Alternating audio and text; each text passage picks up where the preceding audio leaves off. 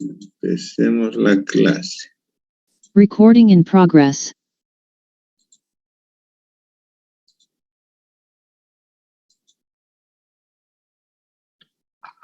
Bien, habíamos visto entre los almacenadores de energía el condensador. Vamos a ver ahora la bobina o autoinductor. Este dispositivo, que vendría a ser como el dual del condensador, físicamente se puede construir a partir de un núcleo que tenga enroscado en él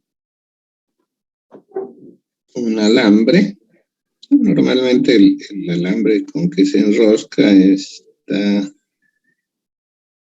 recubierto de algún aislante, puede ser plástico o algún barniz aislante. Entonces, si el núcleo es de material ferromagnético, cuando circula corriente a través del cablecito, se induce un campo magnético. Entonces se convierte en un imán, ¿no? El cual puede atraer partículas de otros metales. Una aplicación que vemos normalmente en las películas de detectives y todo eso es de esos cementerios de autos, donde hay autos que son básicamente chatarra, y los levantan con se ven unos cilindros enormes cargados con una grúa. El cilindro tiene a su alrededor un cable que cuando se energiza se convierte en imán, entonces puede prenderse el automóvil, lo levantan, lo llevan a algún lado y quitan la energía, entonces se afloja y cae, ¿sí? Hay muchas aplicaciones de los electroimanes, pero lo que nos interesa de él no es en corriente continua, porque en corriente continua la relación corriente-voltaje en él es básicamente la de una resistencia de muy bajo valor, ¿sí? Porque es un cablecito nada más. O sea, para la corriente continua, prácticamente el elemento es una resistencia con valor muy bajo, podríamos decir casi un cortocircuito. Ahora, en corriente alterna, la figura cambia, porque resulta que existe una relación entre el campo magnético y la corriente eléctrica, ¿sí? Seguramente se acordarán de sus clases de física. Si introducimos en un campo magnético variable en el tiempo una bobina, esta induce corriente en la bobina. Entonces hay una interacción entre corriente eléctrica, campo magnético y campo eléctrico. Ahora, el campo magnético induce, decía, corriente en la bobina. Pero a su vez, al circular corriente por la bobina, esta genera un campo magnético. Y este campo magnético autoinduce corriente en ella. Por esto es que se llama autoinductor.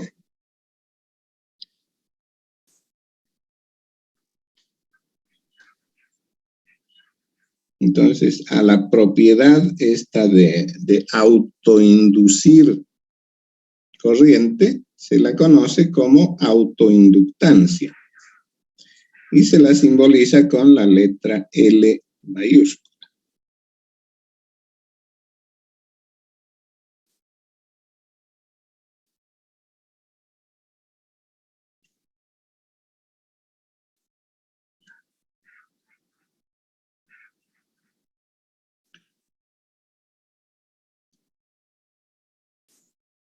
Esta se expresa en henries,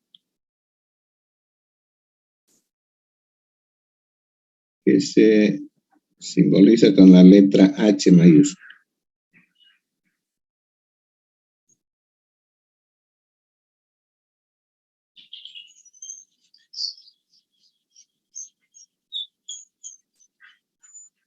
El símbolo que se utiliza a efectos de diagramas de circuitos es este.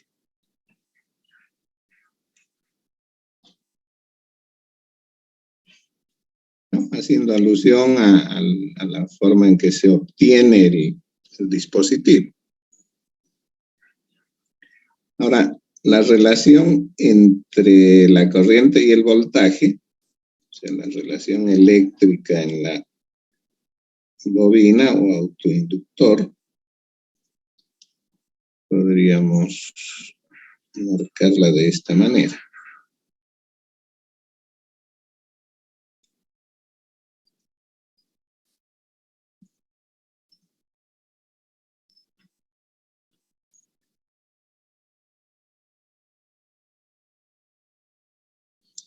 Entonces, si la bobina tiene autoinductancia L, la relación entre la corriente y el voltaje en ella, al igual que en el condensador, es del tipo íntegro diferencial. El voltaje en la bobina es L por la derivada de la corriente respecto al tiempo. Y obviamente podemos decir que la corriente en la bobina es 1 sobre L de la integral del voltaje respecto al tiempo. Entonces esto claramente nos muestra que si la corriente es constante, la derivada es 0. Entonces el voltaje entre los terminales de la bobina tiende a 0, ¿cierto? ¿Por qué? Porque no es más que un cable. En la otra relación podemos ver el efecto que tiene de almacenamiento. Si le aplicamos un voltaje y este voltaje varía en el tiempo, se acumula, ¿cierto? Porque la integral no es más que una suma, se acumula corriente, es decir, que almacena corriente. Ahora, desde luego que esa corriente no la puede contar aisladamente, o sea, yo no puedo aplicarle un voltaje alterno a una bobina, quitarle el voltaje y esperar que se guarde almacenada la corriente, porque la corriente sabemos que solo existe en un lazo cerrado. Entonces, la bobina por sí sola no podría tener corriente almacenada, a menos que esté conectada a otros elementos formando un circuito, un lazo cerrado.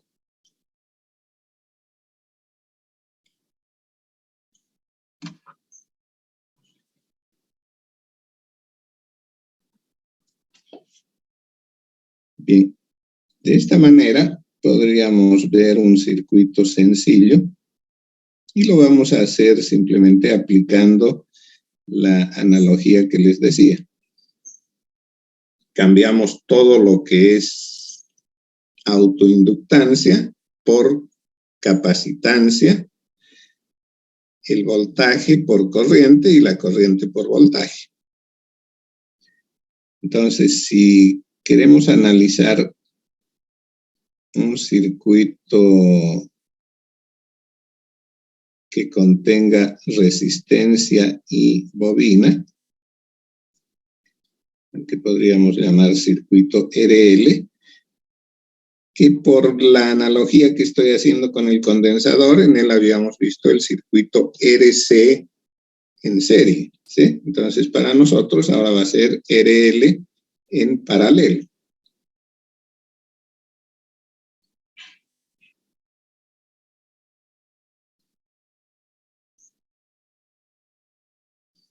¿Sí? ¿Se acuerdan del circuito que habíamos visto con una llave, un switch que podía conmutar entre circuito con fuente de energía o sin ella? ¿Sí? Así lo habíamos analizado al condensador en carga y descarga. Con la bobina vamos a hacer lo mismo, pero en lugar de una fuente de voltaje vamos a poner una fuente de corriente, y en lugar de tener un circuito en serie resistencia condensador, vamos a poner en paralelo resistencia bobina.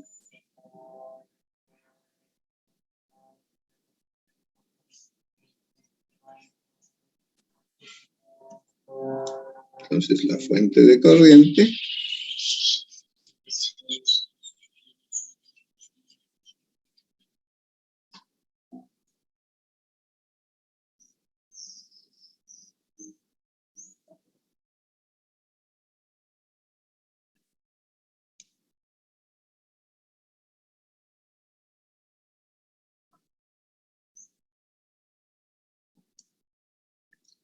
y el paralelo RL, ¿cierto? Entonces, esto nos entrega una corriente IS. Aquí vamos a poner nuestra llave S, que tiene dos posiciones. Esta posición que se llame B y esta abierta que se llame A.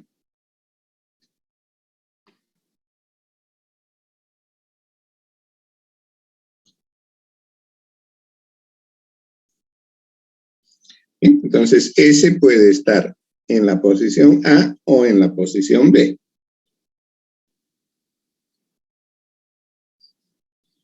Y nos vamos a referir ahora a los parámetros eléctricos, es decir, la corriente en la bobina y el voltaje. Pero como están en paralelo la resistencia y la bobina, el voltaje es común a las dos, ¿sí? Hay un solo voltaje.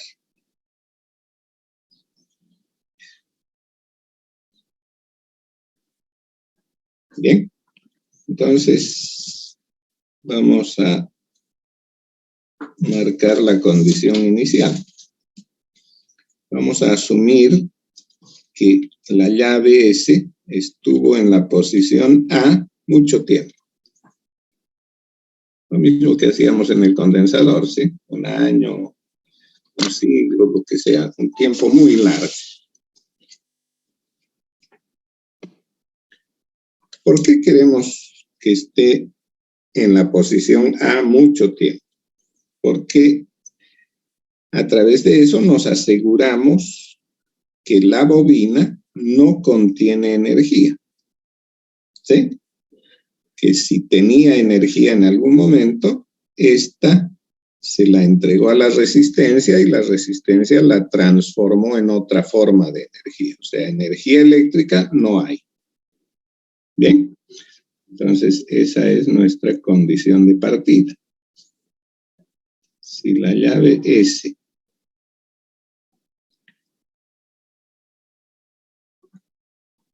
está en la posición A mucho tiempo,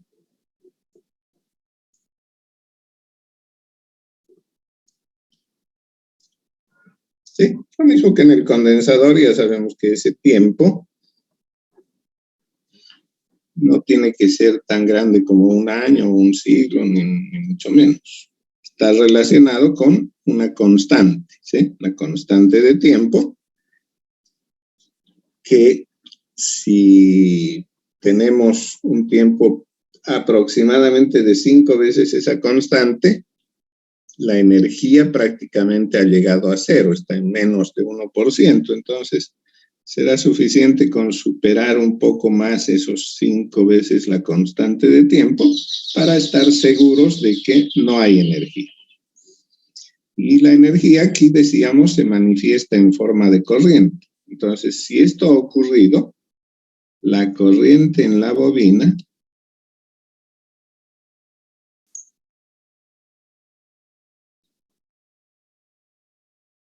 que es función de t,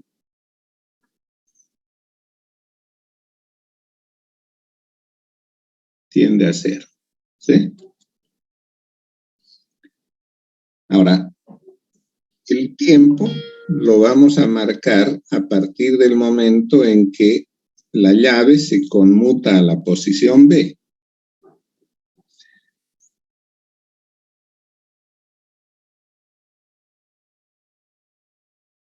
Decimos, en t igual a 0, S cambia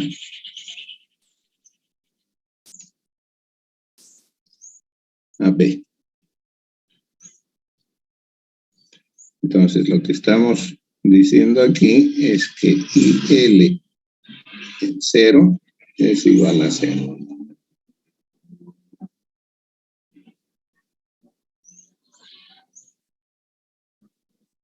Bueno, entonces no hay corriente en la bobina.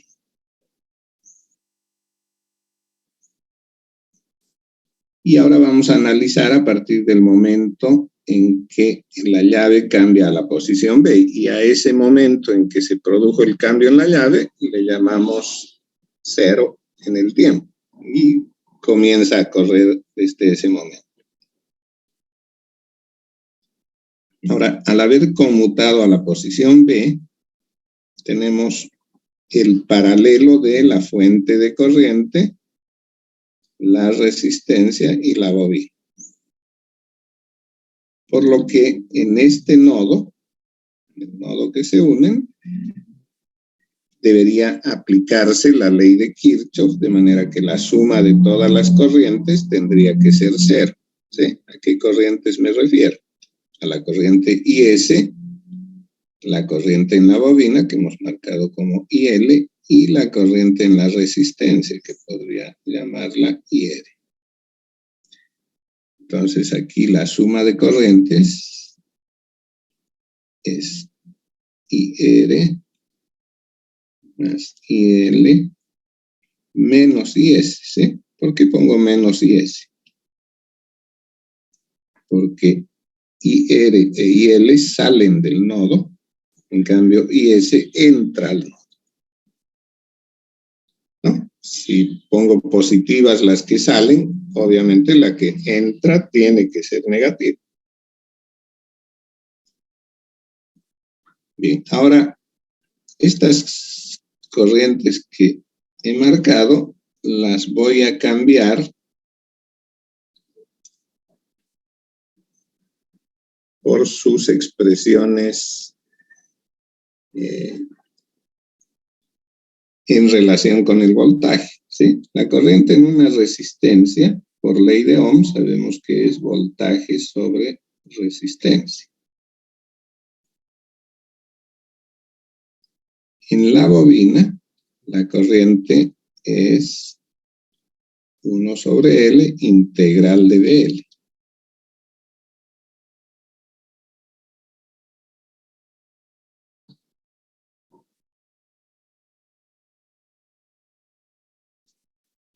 Menos IS, ¿cierto? Ahora, lo mismo que hicimos con el condensador. Vamos a derivar esta ecuación.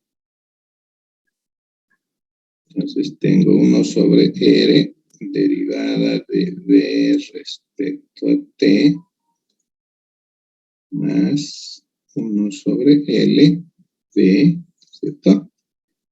Y la derivada de IS es 0 porque es una constante. Entonces, de aquí puedo ver que V es menos L sobre R de la derivada de V respecto a T.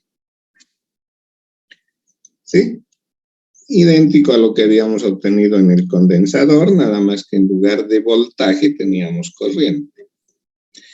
Entonces decíamos, si esta función B es igual en forma a su derivada, pero cambiada de signo, la función conocida que tiene esa característica es la exponencial decreciente.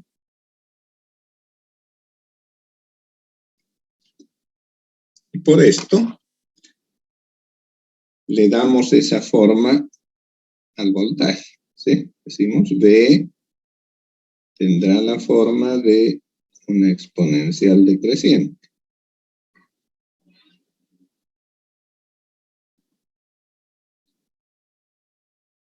Creo que no hace falta hacer la deducción completa, pero podemos determinar fácilmente que la constante de tiempo tau es L sobre R.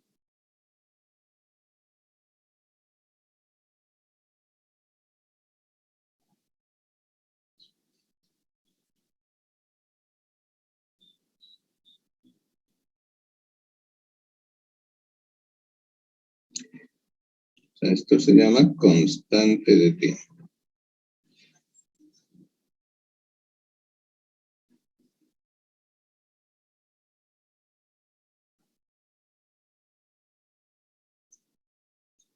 Y del mismo modo, aplicando la condición inicial, K resulta ser R por IS.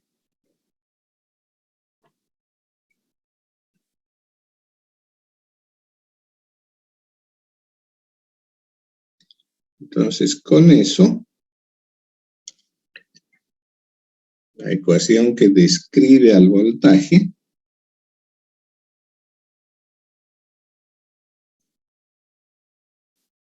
queda como R por IS E a la menos R sobre L T.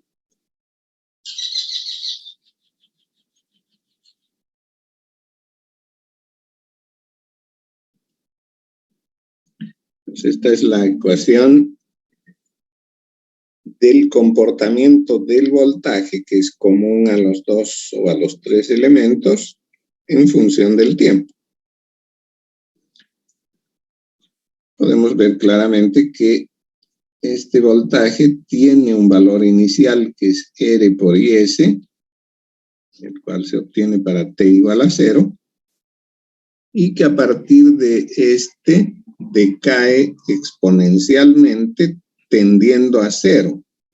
Y decíamos que toma un valor inferior al 1% cuando T es igual a 5 veces la constante de tiempo, ¿no? Por otro lado, también podemos deducir o determinar el valor o el comportamiento de la corriente en la bobina. La corriente en la bobina, al igual que el voltaje en el condensador, tiene un crecimiento exponencial acotado, ¿cierto? Entonces tiene esta forma.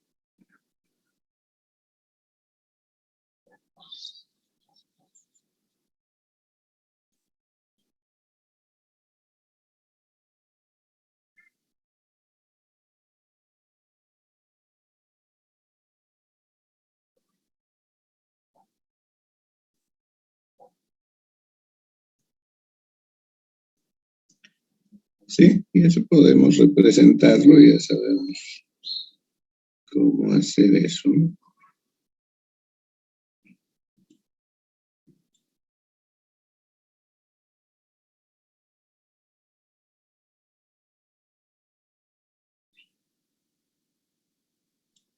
Aquí voy a poner en lugar de T, T sobre tau, para evitarme complicaciones, ¿sí? Entonces esto vale 1, 2, 3, 4, 5, 6. Y en el eje vertical estoy poniendo el voltaje, ¿sí? El voltaje cuyo valor inicial es R por IS. Entonces el comportamiento de él hemos visto que es exponencial decreciente, parte de ese valor y cae tendiendo a cero. Pero decíamos que en T igual a 5 veces tau, o sea, aquí ha caído a menos de 1%.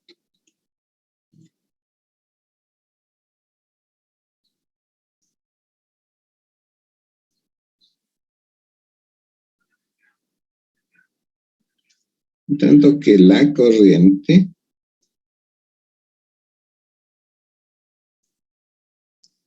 sigue una ley exponencial creciente.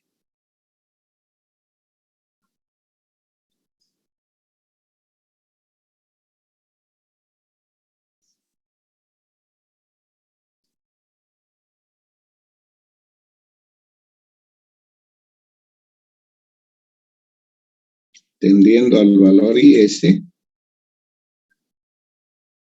a medida que pasa el tiempo, ¿sí? Su valor inicial es 0, eso lo podemos ver acá, ¿no? Para T igual a 0, la parte exponencial se hace 1, 1 menos 1, 0, o sea que la corriente inicia en 0 y crece exponencialmente tendiendo al valor IS, al cual va a alcanzarlo en infinito, ¿sí? Matemáticamente es así. Pero decíamos que no tenemos que esperar tanto y es suficiente esperar 5 veces la constante de tiempo, donde la evolución de la corriente ha alcanzado más del 99%.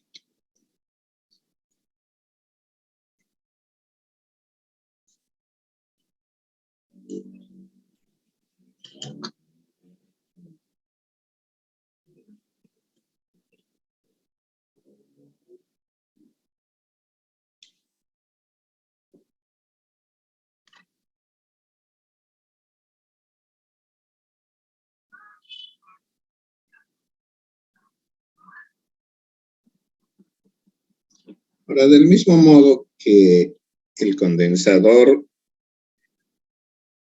se carga exponencialmente, ¿sí? La bobina, cuando le quitamos la energía al circuito paralelo, se va a descargar, es decir, va a utilizar esa energía almacenada y se la va a entregar a la resistencia, en general, digamos, al resto del circuito. Entonces, entregándole esa energía almacenada en forma de corriente a la resistencia, esta la va a transformar en otra forma de energía. Se hará calor, luz, combinaciones de estos.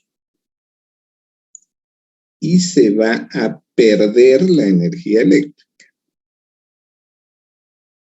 Entonces, a medida que pase el tiempo, va a tender a cero, ¿no? Pues podríamos manifestar eso. Si S permanece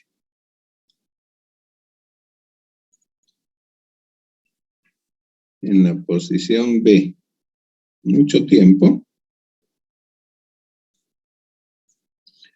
matemáticamente un tiempo infinito, pero ya sabemos que no es necesario esperar tanto.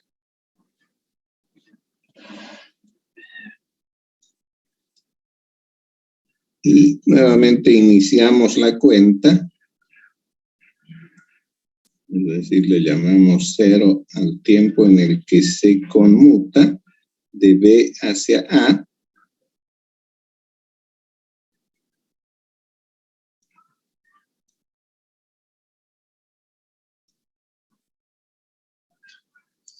Entonces le estamos quitando la fuente de energía. Y toda la energía que almacenó la bobina se va a disipar en la resistencia. ¿No? Entonces, bueno, no hace falta escribir todas las ecuaciones ni hacer nada, ya sabemos lo que va a pasar. El voltaje entre los dos terminales, que es común a la bobina y a la resistencia, va a tomar una forma exponencial decreciente, ¿sí? Pero como la corriente que almacenó, eso lo podemos ver acá, la corriente que almacena la bobina, una vez que se quita la energía de la fuente, ¿sí? Cuando la llave cambió a la posición A, esta corriente almacenada fluye en este sentido, de abajo para arriba, ¿sí? Entonces el voltaje se hace negativo.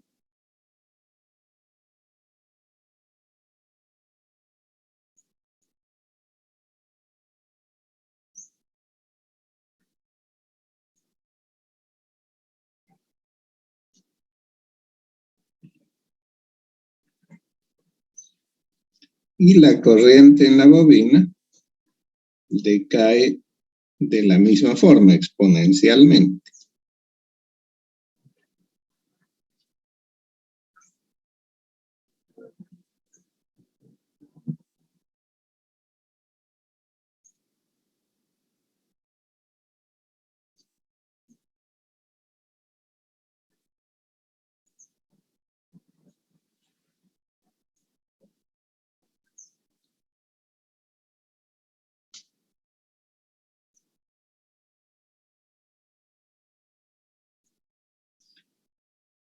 Bien. Ahora, lo que resulta interesante es cuando se combinan estos dos elementos con características de almacenamiento de energía. Entonces, si construimos un circuito que podríamos llamar LC, una bobina y un condensador, pensaremos así, bobina,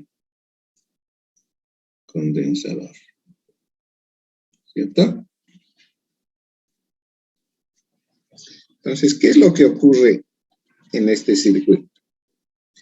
Si de alguna manera se ha introducido energía al circuito, pongamos que le hemos puesto una batería conectada al condensador por un tiempo cortito, ya sabemos que el condensador rápidamente se carga y adopta ese valor de voltaje, el de la batería, ¿sí? Entonces podríamos considerar eso como condición inicial, el condensador cargado a un voltaje Bs.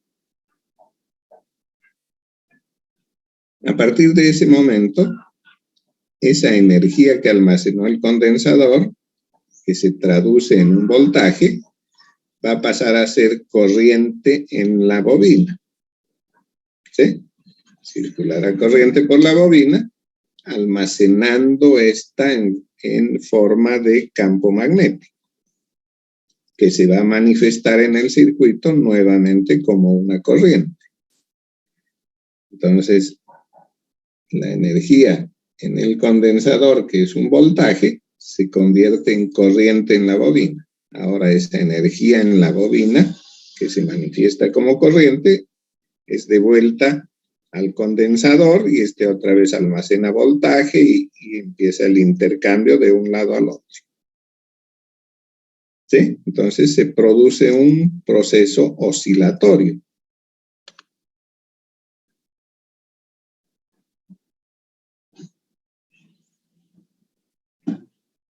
¿Cierto? Hay un proceso oscilatorio donde la energía va de un lado al otro cambiándose de forma. Campo eléctrico, campo magnético, energía eléctrica, energía magnética, voltaje, corriente, ¿cierto? Si analizamos el circuito, podríamos ver que, considerando que el condensador estaba cargado inicialmente,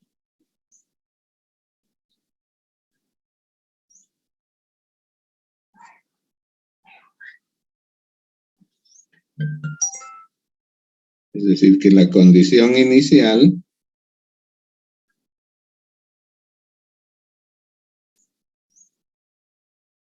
es algún valor de voltaje, Vs. Y vamos a asumir por comodidad que la bobina no tenía energía.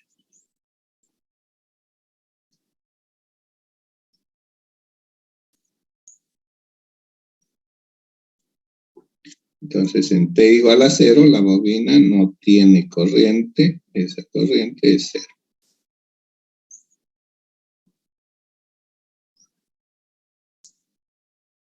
Bien. Ahora, podríamos decir que si consideramos al circuito como un circuito paralelo, tienen el mismo voltaje los dos, ¿sí? El condensador está en paralelo con la bobina, el voltaje es el mismo.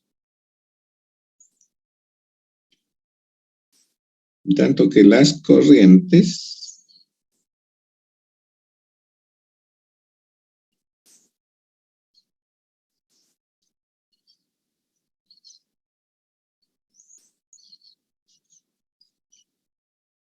¿cierto? Hemos adoptado esa convención. La corriente va de positivo a negativo, entonces aquí hay corriente en la bobina y corriente en el condensador, ¿no? Considerando este nodo, puedo decir que la suma de corrientes en el nodo es igual a 0, es decir, IL más IC es igual a 0. ¿Sí? ¿Y qué es IL? Lo que acabamos de ver.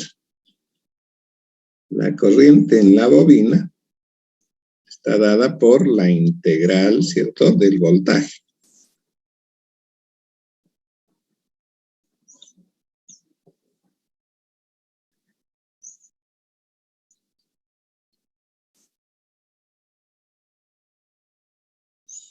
Tanto que en el condensador la corriente es C por la derivada primera del voltaje respecto al tiempo.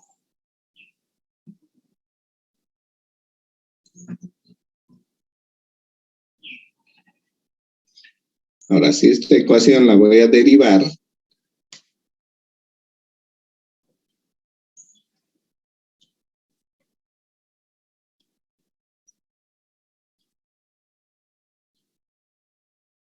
me queda 1 sobre L por B, ¿cierto? Más 1 sobre C, derivada segunda de B de T 2 veces. Así es. Entonces puedo despejar B y me encuentro con que B es menos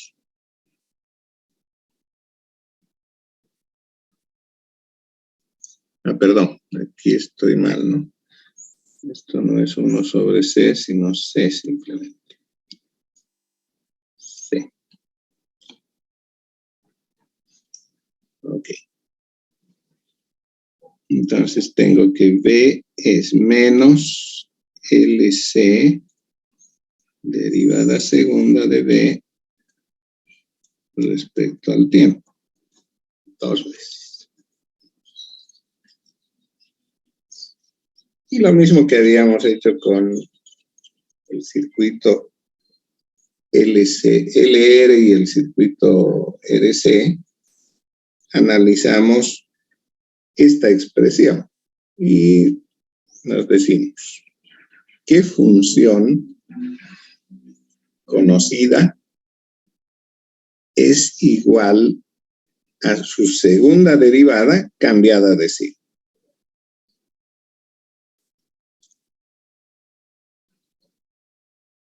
Que yo sepa, la función coseno, ¿sí? La primera derivada de coseno es menos seno y la derivada de menos seno es menos coseno. Entonces, con ella se cumple, ¿sí? Entonces decimos que sea b de t, alguna constante, la llamaremos a, por coseno de omega t, siendo omega la frecuencia angular. ¿Sí?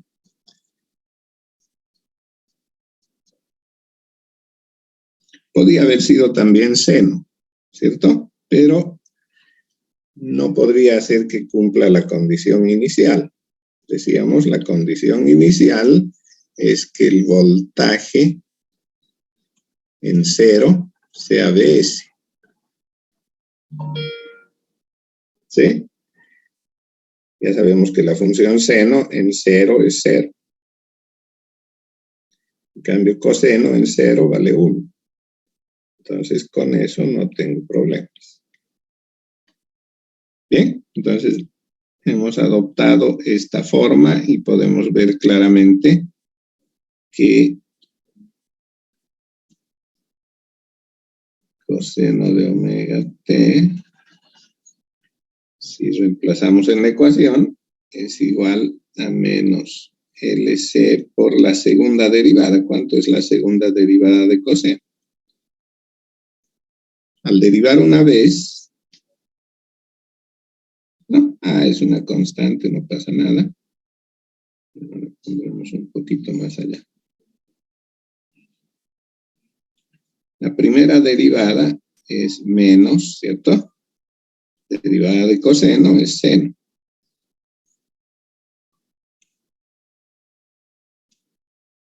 Por la derivada del argumento. La derivada de omega t es omega. En la segunda derivada voy a tener derivada de seno, que es coseno. ¿Sí? Entonces esto ya no es seno, sino coseno, por la derivada del argumento, que otra vez es omega. Entonces aquí tengo omega cuadrado coseno de omega t. ¿Sí?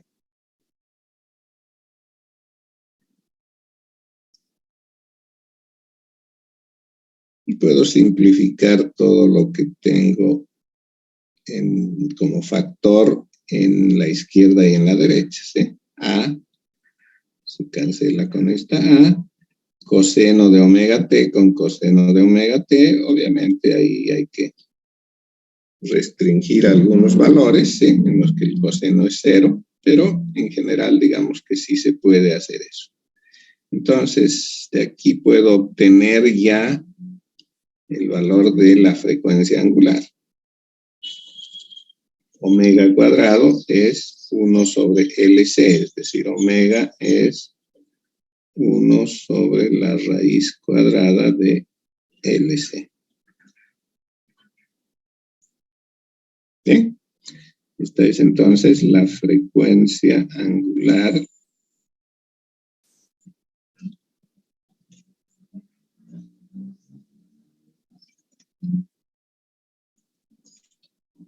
natural.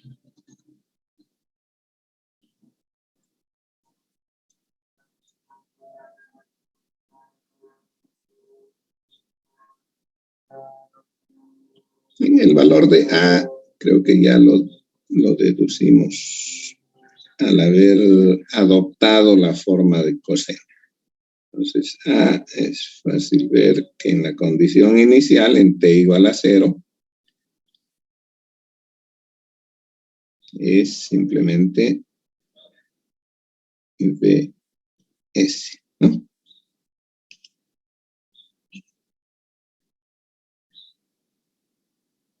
Entonces ya tenemos la forma del voltaje común a los dos elementos. Y es Bs coseno de omega. Voy a seguir poniendo omega para no pintar de raíces el argumento. Bueno.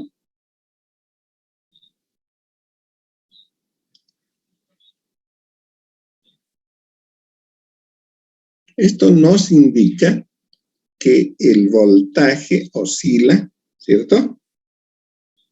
Haciéndose positivo en medio periodo, luego se hace negativo, etcétera. Ya sabemos cómo evoluciona la función coseno.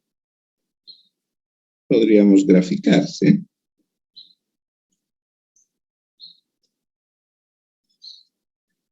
Entonces, en el eje horizontal voy a poner no tiempo, sino el producto omega por t, que me resulta más cómodo. Porque aquí puedo marcar pi, 2pi, 3pi, etc. Y en el eje vertical estoy poniendo el voltaje. Su valor máximo es Bs y el mínimo menos Bs. Entonces esas son las cotas superior e inferior del voltaje común, ¿cierto? Y esto es un coseno. Coseno en 0 vale 1, es decir, Bs en pi medios vale 0, en pi es menos 1, y luego vuelve a subir pasando por 0 hasta 1. Y eso se repite toda la vida.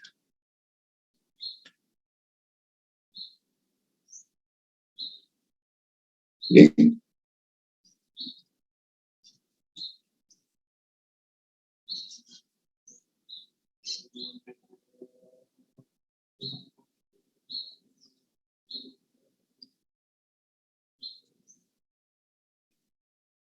Ahora, esto evidentemente es así de conservativo, de una energía hacia la otra y vuelta para atrás toda la vida, ¿sí? Intercambio de energías entre la bobina y el condensador. Pero esa es una situación ideal, porque sabemos que la realidad es otra. Una realidad es que la bobina está hecha con un alambre y ese alambre tiene resistencia. ¿Sí? No existe hasta ahora un alambre con resistencia cero. Entonces, el alambre tiene, aunque sea miliohmios o microohmios o lo que quieran, pero hay un valor de resistencia. Y la resistencia sabemos que tiene esa cualidad de convertir la energía eléctrica en otra forma. Si es un simple alambre, lo que va a hacer es convertirla en calor. ¿Sí? Se va a ir calentando, va a ir disipando ese calor y reduciendo la energía eléctrica. Por otro lado, el condensador tampoco es un elemento ideal, ¿sí? Es quien más se acerca a lo ideal, pero en la realidad el condensador tiene también sus defectitos. Hay cierta fuga entre las placas del condensador, eso es comprobable. Entonces también hay por donde escape la energía. De manera que el circuito, si tratamos de mostrarlo de manera más real a través de elementos ideales,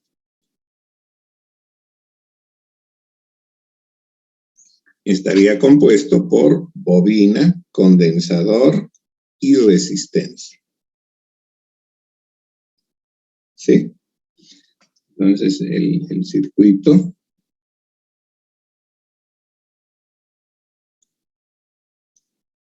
que más se acerca a lo real es el que contiene bobina, resistencia y condensador.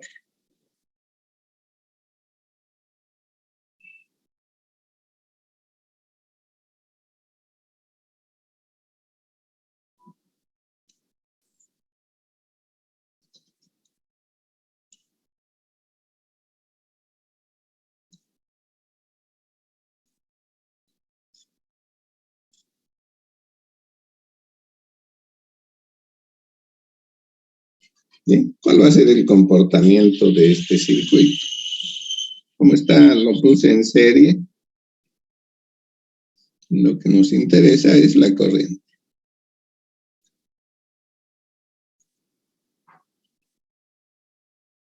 ¿Sí? Porque la corriente es común a los tres. Entonces, se deduce que esta corriente, no lo vamos a hacer, simplemente la voy a poner.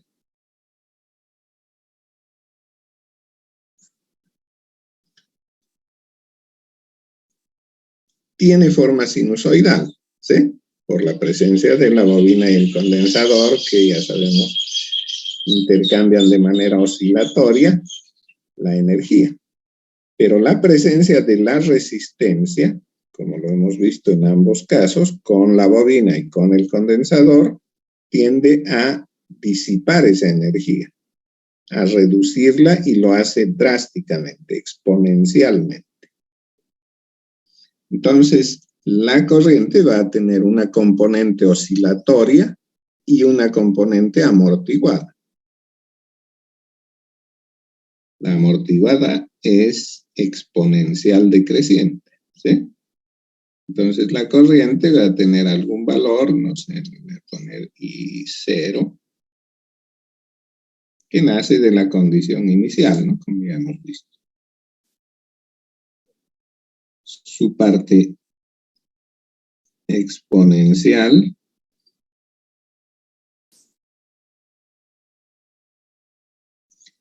y la parte oscilatoria. Voy a poner coseno en general.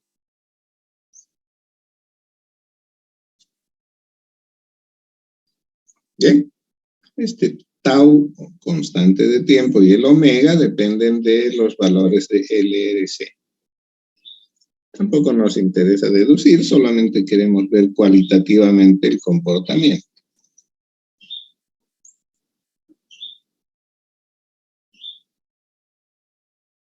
Entonces, la tendencia oscilatoria, dada por la función coseno, se va a ver afectada por esta exponencial decreciente, haciendo que la amplitud de la función decaiga.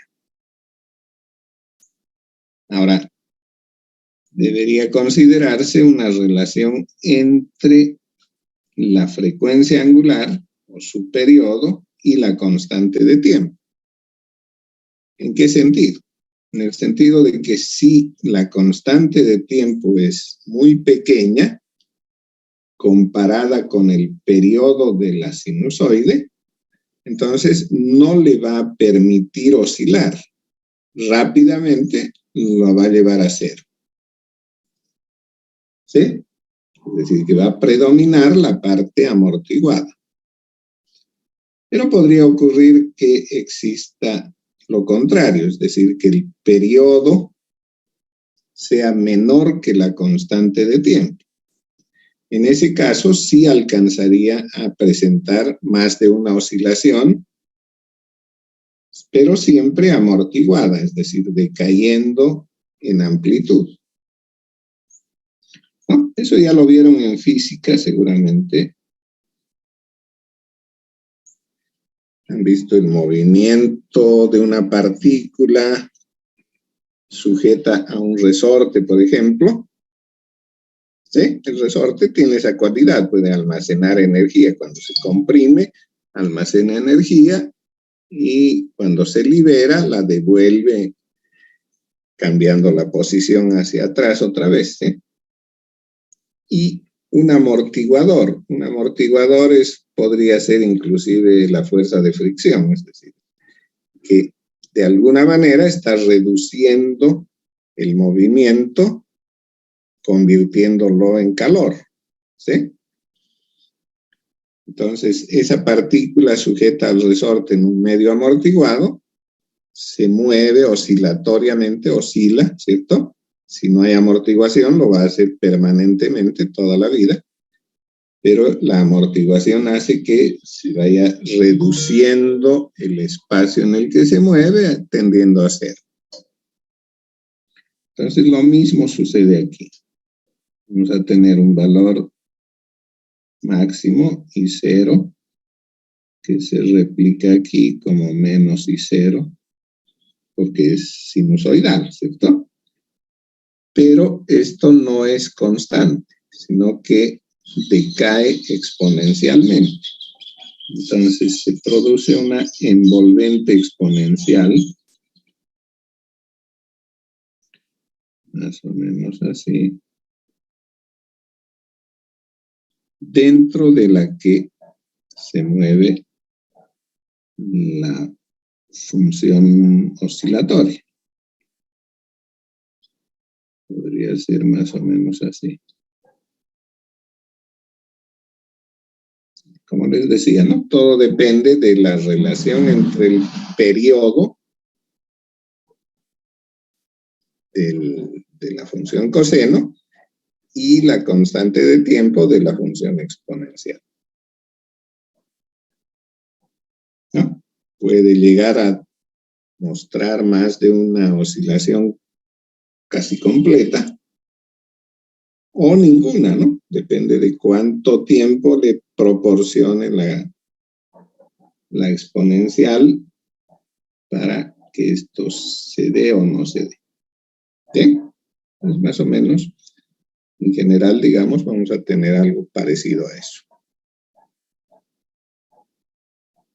¿No? Seguramente en física han analizado eso, le han dado nombres, han dicho amortiguamiento, amortiguamiento crítico, sobreamortiguado, subamortiguado, toda una historia que le añaden y que puede heredar también una función como esta. No tiene mucha trascendencia, digamos, en el análisis que estamos haciendo.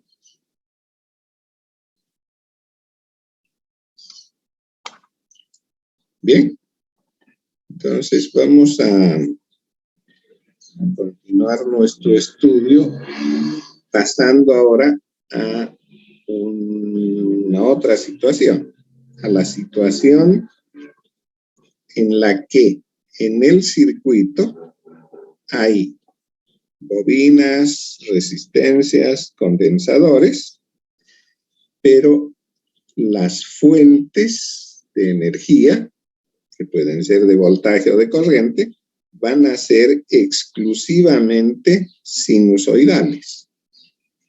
¿Ya? Entonces, la parte que nos va a tocar ver a partir de la próxima clase se denomina régimen sinusoidal permanente. ¿Por qué se llama permanente? Porque seguramente si han visto ecuaciones diferenciales, o si no, les anticipo. Una función que contiene derivadas e integrales, a la que se llama ecuación íntegro-diferencial, tiene como solución dos partes. Una parte que se llama temporal y la otra que se llama permanente. Lo mismo sucede con estos circuitos que contienen bobinas, resistencias y condensadores. Hay una parte temporal en la respuesta y una parte permanente, ¿sí? La parte temporal, por ejemplo, en el caso del circuito con resistencia y condensador, es ese cambio exponencial que puede ser creciente o decreciente dependiendo de lo que estemos viendo, si es carga o descarga. Y la parte permanente es aquella que podemos ver matemáticamente como cuando t tiende a infinito. ¿Sí? Ya sabemos que no hay que esperar hasta el infinito para que se dé el régimen permanente. Basta con 5 veces tau y ya estamos en el régimen permanente. Entonces, de esos circuitos que vamos a estudiar, compuestos por bobinas, resistencias y condensadores, más fuentes sinusoidales, solo nos vamos a ocupar de la respuesta permanente, es decir, de aquella que perdura en el tiempo. Y vamos a dejar de lado lo que sucede en el instante en que se conecta el circuito, por ejemplo, ¿no? Tengo mis elementos, conecto y proporciono energía, es decir, enciendo la fuente. La fuente estaba apagada mientras hago las conexiones y en un momento la enciendo. En el momento en que enciendo, se producen intercambios de energía muy rápidos. Puede hacer que suba la corriente o que suba el voltaje instantáneamente, pero luego se establece el régimen permanente, es decir, se reducen esos picos de corriente y de voltaje y se mantiene ya constante la amplitud del voltaje o la corriente, ¿no? Entonces solamente nos vamos a dedicar a eso, a la parte permanente,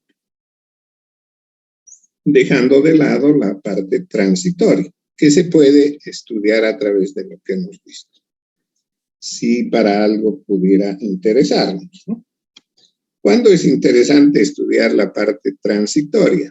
Cuando estamos, por ejemplo, viendo lo que le va a suceder a un motor grande, ¿sí? Cuando se lo enciende, ¿no? A eso se dedican los ingenieros eléctricos. Tienen un motor y está conectado a una fuente de energía a través de un switch, una llave. En el momento en que conmuto la llave, le proporciono energía al motor, hay una reacción muy fuerte que produce grandes picos de corriente que se trata de evitar. ¿Por qué? Porque son destructivos, pueden quemar la bobina del motor o algún otro elemento del circuito.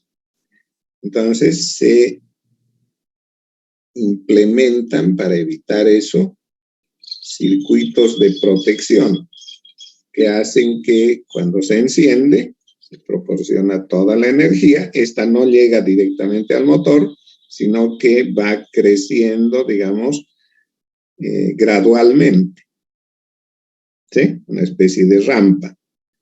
Empieza a subir de a poquito, de manera que aquellas corrientes y voltajes de pico que se producen sean leves y soportables por los componentes, ¿no? Entonces, a ellos sí les interesa el régimen transitorio, por esos casos. Bien, en telecomunicaciones normalmente esto se lo deja de lado y simplemente se ocupa uno del régimen permanente. Bueno, entonces eso será desde la próxima clase. Y a partir de ella vamos a empezar a destinar un tiempito de la clase a resolver o tratar los problemas que hubiesen tenido con los 3 prácticos que les pasé, ¿no? En vista de prepararse para el examen parcial. Bueno, ¿alguna duda?